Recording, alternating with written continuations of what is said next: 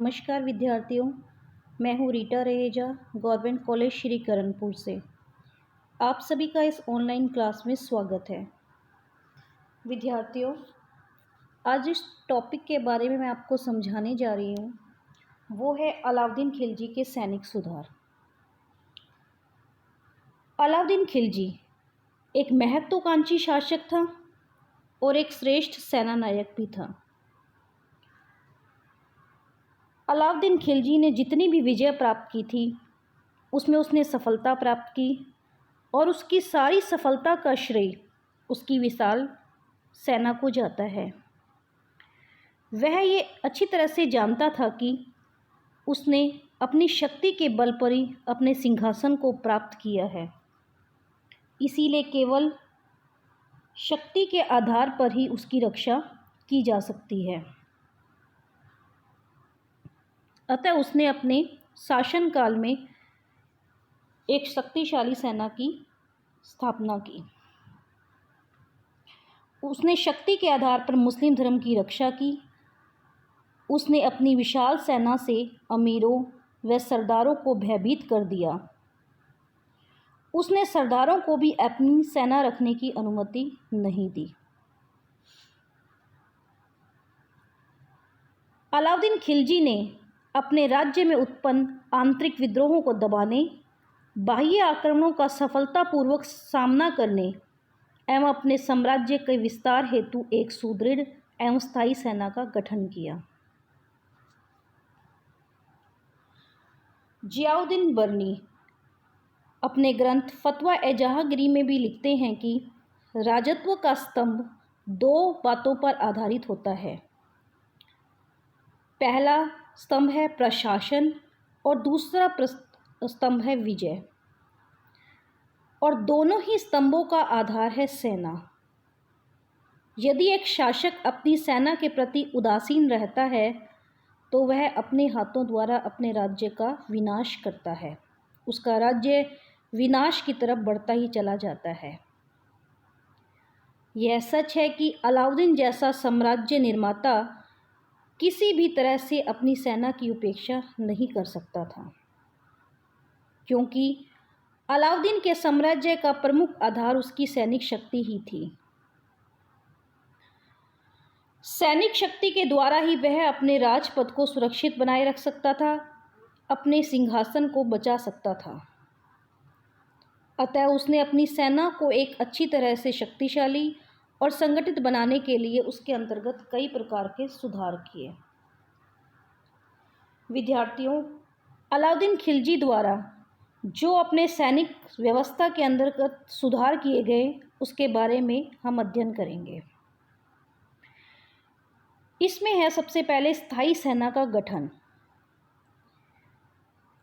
अलाउद्दीन खिलजी के शासनकाल को सैनिक सुधारों की दृष्टि से सबसे महत्वपूर्ण समय कहा जा सकता है। अलाउद्दीन खिलजी द्वारा अपने शासन के अंतर्गत एक स्थायी सेना का गठन किया। उसने सैनिकों की सीधी भर्ती करी। इससे पहले सुल्तान के प्रांत के अमीरों की सेनाओं पर ही निर्भर रहते थे। अलाउद्दीन ने इस तरह की निर्भरता को समाप्त कर दिया। वह शासन के अंतर्गत अपनी सेना को सीधे नियंत्रण में रखना चाहता था। इसके लिए सैनिकों की भर्ती सेना मंत्री आरिज़-ए-मोमालिक करता था। अलाउद्दीन खिलजी द्वारा सैनिकों को केंद्रीय कोषागार से भी नगद वेतन देने की व्यवस्था की गई। अलाउद्दीन खिलजी द्वारा जो अपनी सेना का जो वर्गीकरण किया गया था वो दशमलव प्रणाली के आधार पर किया गया था। इसके अनुसार जो सबसे छोटी सैनिक इकाई होती थी उसे सरखेल तथा सबसे बड़ी सैनिक इकाई खान की थी, और खान के ऊपर सुल्तान होता था। सेना का जो वर्गीकरण है वो इस प्रकार से बताया गया है। नंबर 1, सरखेल 10 घुड़सवारों की टुकड़ी का प्रधान। दूसरा, सिपह सालार 10 सरखेल 100 घुड़सवार। अमीर 10 सिपह सालार 1000 घुड़सवार। मलिक 10 अमीर 10,000 घुड़सवार। खान 10 मलिक 1,00,000 घुड़सवार। सुल्तान 10 खान, जो कि सर्वोच्च सेनापति होता था, 10,000 की सैनिक टुकड़ियों को तुमन कहा जाता था। अमीर खुसरो के अभियानों के वर्णनों से स्पष्ट होता है कि अलाउद्दीन की सेना में भी तुमन थे। हुलिया प्रथा को लागू करना। अलाउद्दीन खिलजी की सेना के अंतर्गत सैनिकों की भर्ती जो थी वो योग्यता के आधार पर की जाती थी। जिन भी सैनिकों को सेना में भर्ती किया जाता था उनका रिकॉर्ड रखा जाता था। दीवान ए आरिज नामक अधिकारी सैनिकों की नामावली और हुलिया रखता था। इस सुधार से प्रत्येक सैनिकों को वहां पर उपस्थित होना अनिवार्य हो गया था। वह अपने स्थान पर किसी दूसरे को भी नहीं भेज सकता था। ये इसलिए किया गया क्योंकि युद्ध के अवसर पर सैनिक अपने स्थान पर किसी दूसरे व्यक्ति को ना भेज दें। इसको रोकने के लिए भी सैनिकों की हुलिया लिखने की प्रथा को आरंभ किया गया। दिल्ली में किसी भी सुल्तान ने अलाउद्दीन खिलजी से पहले इस कार्य को अपनी सेना में आरंभ नहीं किया था। अगला जो सुधार किया गया अलाउद्दीन खिलजी द्वारा वह था घोड़ों को दागने की प्रथा। अलाउद्दीन खिलजी द्वारा घोड़ों को दागने की प्रथा को भी जारी किया गया, जिससे निरीक्षण के समय किसी भी घोड़े को दोबारा प्रस्तुत न किया जा सके या उसके स्थान पर निम्न श्रेणी का घोड़ा न रखा जा सके। इसका भी अलाउद्दीन खिलजी द्वारा पूरा ध्यान रखा गया। नगद वेतन।